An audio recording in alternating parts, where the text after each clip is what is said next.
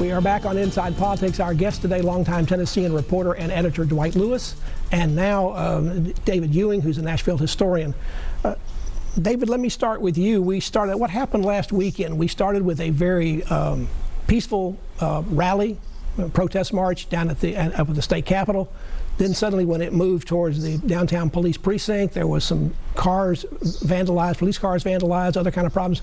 We got to the courthouse. The mayor called it a riot. We had basically the courthouse firebombed, lots of rocks and windows thrown. What changed? What made that go negative?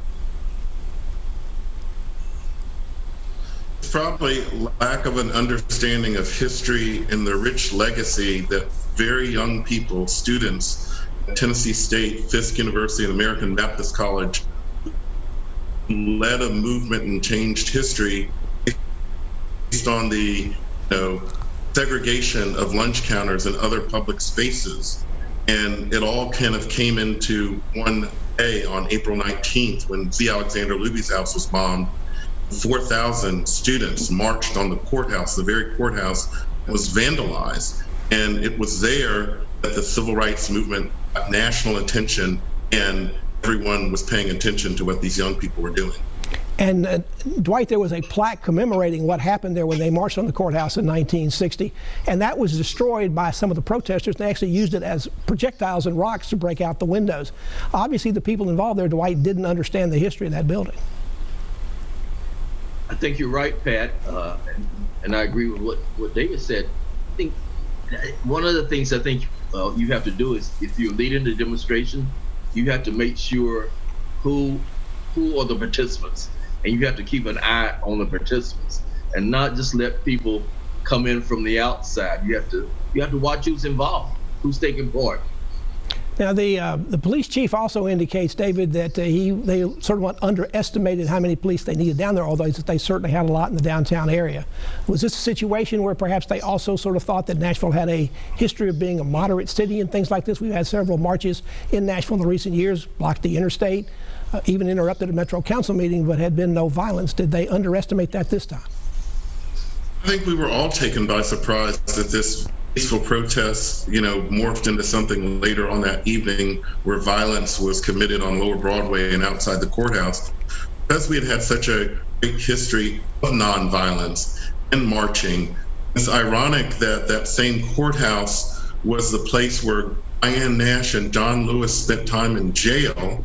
As you know, Pat, the jail was in the attic of the courthouse back then. So when they were arrested, the lunch counter sit-ins, they went to that courthouse and spent time in jail.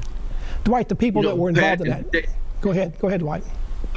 One of the things that happened during the city movements here is that people practice, and even with the freedom rides, people, there were courses. People sat down, and some of the leaders poured water over people who were going to take part, and they would tell you, if you could not be nonviolent, you could not participate. Right. My minister, Kelly Miller Smith Sr. and Reverend James Lawson trained people. That's one of the reasons why we weren't the first lunch counter sit-in. Greensboro was a week and a half before us. We were training before we sent people out to these lunch counters. Dwight, once you became a reporter in Nashville, you had a chance to talk to Diane Nash, you had a chance to talk to Rip Patton, you had a chance to talk to John Lewis. They started and did very remarkable things at a very early age in Nashville, and it had a nationwide impact. They did. Their names will never be forgotten, I don't think. And we have to, tell the younger people. And unfortunately, there are many students today, many young people who know the history, but too many don't, and too many have been left on the outside. And I think some of those people took part. I like to know the background of the man who set the tried to set the courthouse on fire. I'd like to know the background of some of the others who have been arrested or who did some awful things. Dwight, a lot of speculation across the country about who's involved, whether there's been some right-wing or left-wing groups involved. Also a concern, I think, late in the week that perhaps there's a move to act too quickly, perhaps in placing some charges, and they've been withdrawn. It's a very difficult time for everybody, including those who are investigating the situation. It is, and I think we have to take time and just be sure. I think that's one of the reasons why it took a few days to to charge the officers, not the officer who had his knee on the victim in Minneapolis, but the other officers, other 3 officers. It took some time to bring those charges, and you want to make sure the charges stick, and that you can get a conviction if you go to court.